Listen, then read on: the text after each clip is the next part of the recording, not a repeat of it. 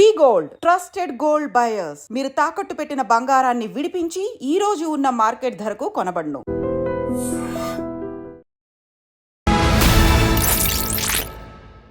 అందరికీ నమస్కారం. నేను Swaroopa Potlapalli. Welcome to I dream.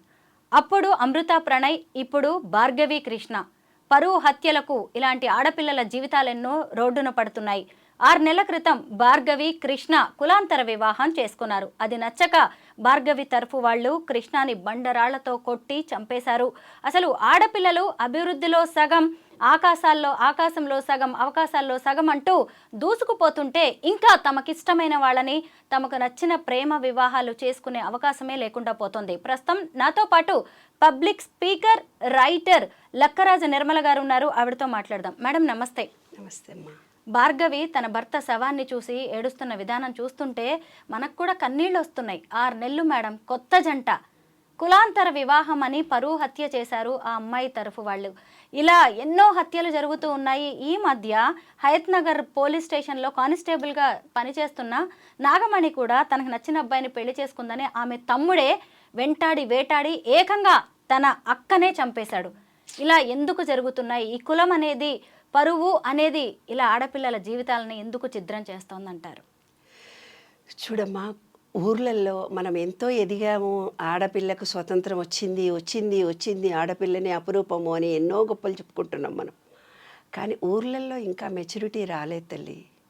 ఊర్లలో ఏంటంటే ఆడపిల్ల పెళ్లి చేస్తే తమ కులం వాడినే చేసుకోవాలి, ఇలాగే ఉండాలి, ఈ పద్ధతుల ద్వారానే ఉండాలి అని చాలా మూఢ విశ్వాసాలు ఉన్నాయి నాన్న. చనిపోతే సంవత్సరం వరకు ఇంట్లో దీపాలు పెట్టొద్దని, వేరే కులం వాళ్ళని చూడొద్దని, కొన్ని రకాలుగా కట్న కానుకలు ఇచ్చి ఇలాగే పెళ్లి చేయాలి. కూర వండితే కూడా పప్పులో కూరలో ఇదే విధంగా ఉండదు, దాంట్లో కొంచెం అటు ఇటు చేసి వేరే తీరు చేసిన ఏమి గామాత్రం కూడా మీ అమ్మనైనా నేర్పలేదా అని కోడలను సతాయించే అత్తల్ని కూడా నేను చూశాను. అమ్మ, మెచ్యూరిటీ అనేది ఇంకా రాలేదు తల్లి. ఆడపిల్ల వివాహం విషయంలో అసలు కులాలని రాజకీయంగా విడదీసినటువంటి భావాన్ని లో మిడిల్ క్లాస్లో మనం బలైపోతున్నాం. యాక్చువల్గా కులం అనేది ఎక్కడుంది? ఈ విశ్వము మొత్తం తయారైనప్పుడు, ఆ విశ్వంలో అన్నిటిని విడదీసినప్పుడు జీన్స్ను విశ్వరూప సందర్శన భగవద్గీతలో 4 రకాలుగా విభజించాడు నాన్న. జీన్స్ను 4 రకాలుగా విభజించినాడు. జీన్స్ను 4 రకాలుగా విభజించినారు, గుర్తుపెట్టుకోండి. ఏంటి, ఒక మామిడి చెట్టు ఎలాగా, జామ చెట్టు ఎలాగా జీన్స్ను 4గా డివైడ్ చేసినారు. డివైడ్ చేసిన దాంట్లో ఫస్ట్ దాంట్లో ఏంటంటే హార్డ్ వర్క్ చేసే జీన్స్ని ఇచ్చాడు. రెండవ దాంట్లో వ్యవసాయము, తర్వాత మళ్ళీ వ్యాపారం చేయగలిగే జీన్స్ ఇచ్చాడు. మళ్ళీ మూడవ దాంట్లో ఏమి ఇచ్చాడంటే యుద్ధ ప్రాతిపదిగా, అంటే పూర్వకాలంలో మనుషులు తనను తాను రక్షించుకోవడం చాలా కష్టం.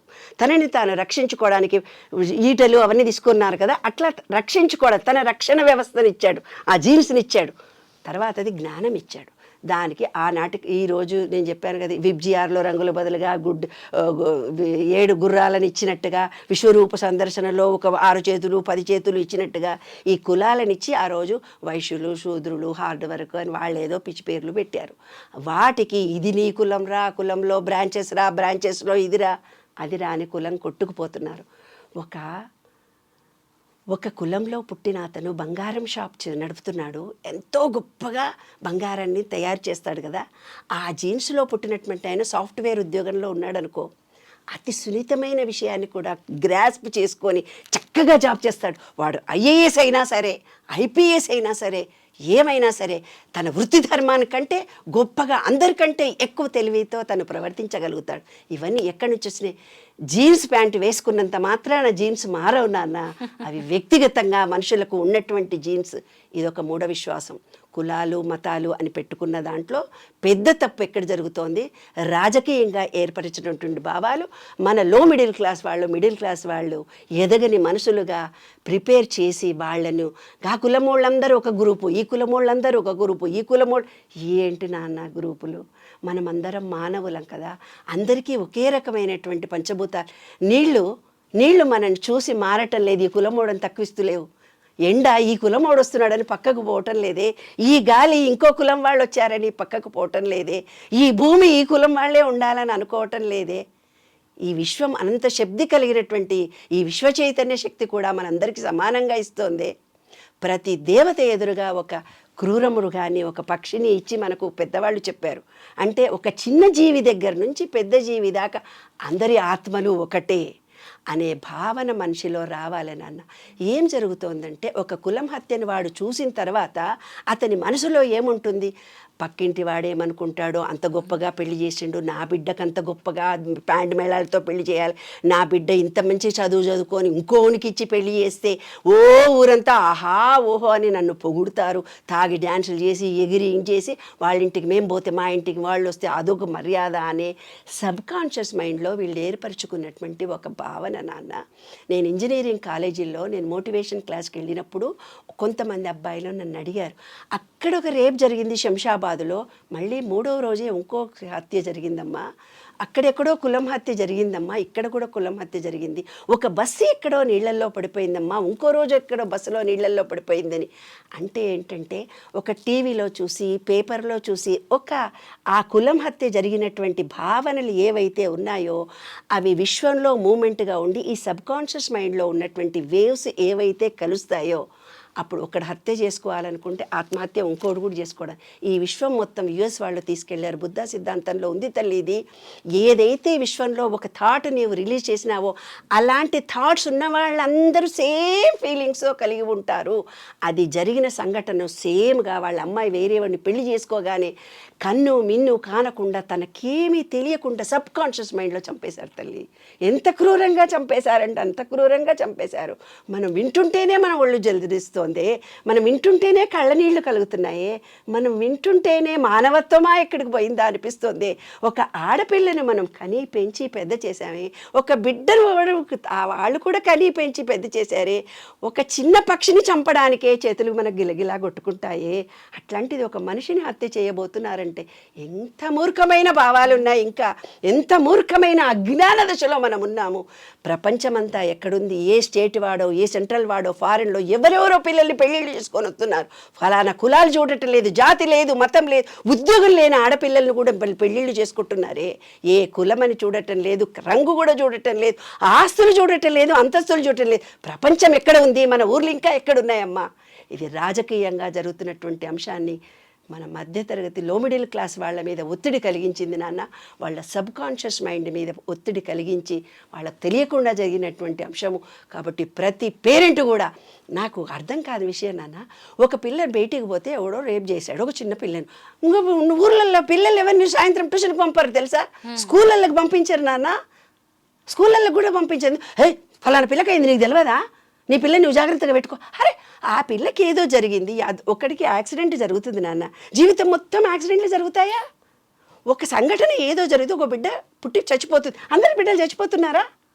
ఎక్కడో ఏదో సంఘటన జరిగితే అది మనకే అన్నంత అమాయకమైన స్థితిలో మన ఊరి ప్రజలంతా మెచ్యూరిటీ లేకుండా ఉన్నారు.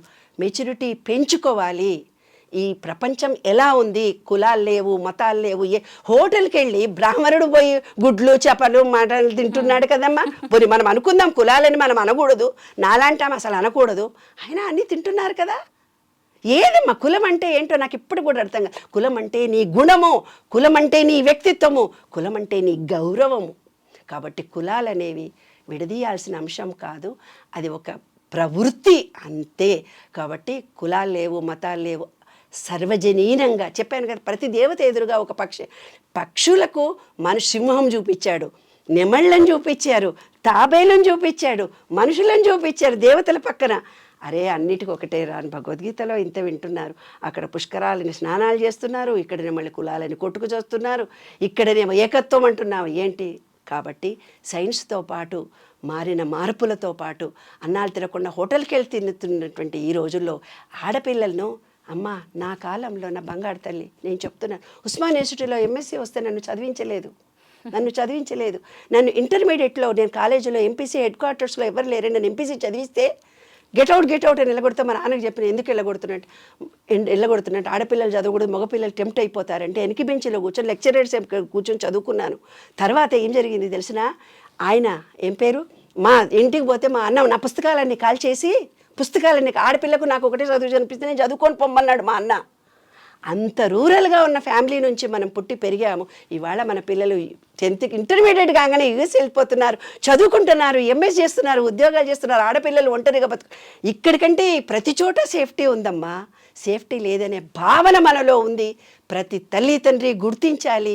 తప్పనిసరిగా మీ పిల్లలను యోగ్యులను అర్హులను చేయడానికే ప్రయత్నించండి, కానీ కులాలు మతాలు అని ప్రేమించకండి. ఇంకా ప్రేమలతో కాదు, పెళ్ళిళ్ళు చెయ్యాలి అంటే మీ పిల్లలకు కూడా తెలివితేటలు తల్లిదండ్రికి లేవు. నేను గ్యారంటీగా బాండ్ రాసిస్తాను. ప్రేమించి పెళ్లి చేసుకోవడమే ఉత్తమమైన అంశము. తప్పనిసరిగా ప్రతి తల్లి తండ్రి హృదయ విశాలతతో సమాజానికి ఎలా వెళ్తుందో ఆ దారిలో వెళ్ళడం నేర్చుకోండి, కానీ ఇంకా కుట్రలు హత్యలు చంపుకోవడాల దగ్గర నుంచి ఉండకండి. ఎంత మనము విశ్వాన్ని ప్రేమిస్తే, ఎంత మంచిగా మనం ఫ్రీడమ్ ఇస్తే, పుట్టినప్పుడు పిల్లల దగ్గర నుంచి భయపడతావురా, అటుపోతే కింద పడతావురా, ఇటుపోతే మీద పడతావు, ఇంకా ఎన్నాళ్ళు అదే సబ్కాన్షియస్ మైండ్లో ఉండి వాళ్ళు జీవితంలో ఎదగరు. మన ఊర్లు కూడా ఇవాళ ఇంకా వెనకబడే ఉన్నాయి. కాబట్టి అందరూ మెచ్యూరిటీతో ఉండే ఒక రాజకీయ నాయకుడి గురించి చెప్పుకుంటే వాడికి ఎన్ని పొలాలు ఉన్నాయి, ఎంత ఆస్తుంది, ఏం చేసినా బయట చెప్తాడు. మరి ఎంత డెవలప్ అవుతుందో ఇదెందుకు బుర్ర పెట్టట్లేదు? కాబట్టి మెచ్యూరిటీతో ఏ వ్యవహారం అయితే ఏదైతే చంద్రమండలానికి ఎగిపోతున్నారు ఆడపిల్లలు. ఇంకా వివాహాల దగ్గరనే ఉన్నారా వీళ్ళు? ఇంకా వివాహాలు కులాల దగ్గర ఉన్నారు. ఎంత అమాయకమైన ప్రజలు. కాబట్టి మెచ్యూరిటీ పెంచుకోండి, ప్రేమించడం నేర్చుకోండి. ఈ విశ్వంలో మీ కొడుకు ఎలా చనిపోతే మీకు బాధ కలుగుతుందో, పరాయి తల్లి కొడుకు కూడా చనిపోతే బాధగానే ఉంటుంది. ప్రేమించిన ఆ అమ్మాయి బాధపడ్డా కానీ వాళ్ళ అమ్మా నాన్న ఇంకా బాధపడతారు. విన్న ఏ మాతృమూర్తి అయినా కరుణించదు. కాబట్టి ప్రతి ఒక్క వ్యక్తికి నేను చెప్తున్నాను, ప్రేమించండి, కృతజ్ఞత కలిగి ఉండండి. అదే జీవితము. చంపుకోవడం మన చేతిలో కాదు, అది మన ధర్మం కూడా కాదు. సూర్యాపేటలో జరిగిన భార్గవి కృష్ణ ఈ ఇన్సిడెంట్తో నల్గొండ జిల్లా మిర్యాలగూడలో 6 ఏళ్ల క్రితం జరిగిన అమృత ప్రణయ్ అనే ప్రేమ వివాహం, ఆ హత్య గురించి కూడా మనం మాట్లాడుకోవాల్సిందే. ఎందుకంటే జస్ట్ ఒక 4-5 నెలలు అయిందేమో వాళ్ళ పెళ్ళై కూడా. అమ్మాయి కూడా 5 నెలల ప్రెగ్నెంట్, అప్పటికి కూతురు. అవును. ఆ అమ్మాయి 5 నెలల ప్రెగ్నెంట్గా ఉండగానే ఇద్దరు హాస్పిటల్కి వెళ్ళొస్తున్నారు. అమృత ప్రణయ్ పక్క నుంచి కిరాయి రౌడీలు వచ్చి ఆ అబ్బాయిని మెడ మీద నరికి చంపారు. ఆ సీసీ కెమెరా విజువల్స్ చూస్తుంటే ఆ తర్వాత ఆ అమ్మాయి అంత బాధను దిగమింగుకొని ఓ కొడుక్కి జన్మనిచ్చింది. ఆ అబ్బాయి కూడా ఇప్పుడు దాదాపు 4-5 ఏళ్ల వాడయ్యాడు.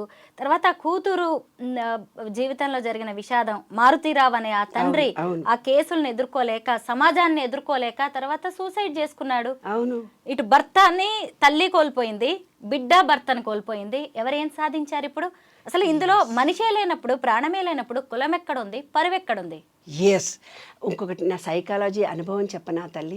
ఒక కేసు మొన్న నా దగ్గరికి వచ్చింది. అమ్మా, నేను అపురూపంగా పుట్టి పెంచానమ్మా ఈ బిడ్డను. ఆ భర్త చాలా కష్టపడుతున్నాడమ్మా. అసలు నేను అపురూపంగా పెంచిన బిడ్డను ఏనాడు కష్టం చూపించలేదమ్మా.